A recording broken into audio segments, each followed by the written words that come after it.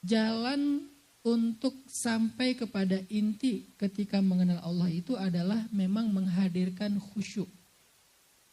Menghadirkan hati yang penuh dengan penghambaan.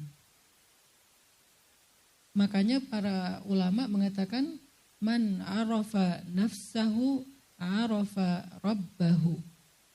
Siapa yang mengenal dirinya maka dia akan mengenal Rabb-nya. Apa maksud mengenal dirinya? Siapa yang mengenal dirinya bahwa dirinya adalah fakir, maka dia akan mengenal Allah Maha Kaya. Siapa yang mengenal dirinya lemah, dia akan mengenal Allah Maha Kuat. Siapa yang mengenal dirinya bodoh, dia akan mengenal Allah yang Maha Bijaksana dan Maha Mengetahui. Siapa yang mengenal dirinya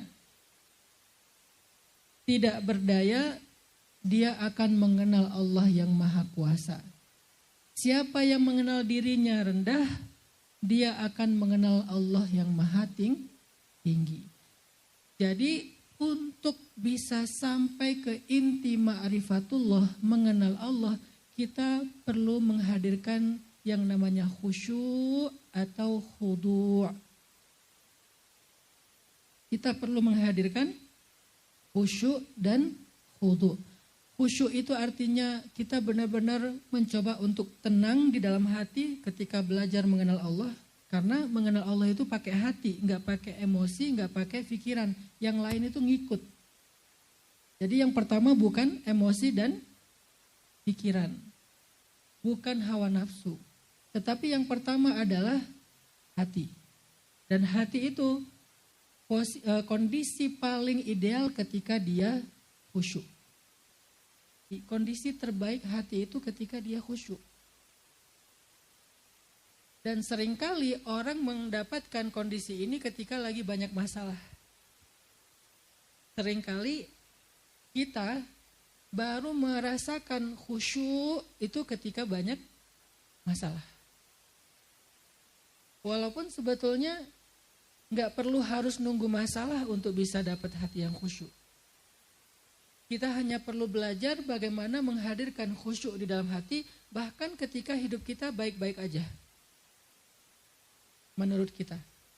Karena sebetulnya bisa aja hidup kita sedang ada masalah. Tapi bahkan ketika kita berpikir semuanya berjalan sesuai harapan, ekspektasi, normal-normal aja,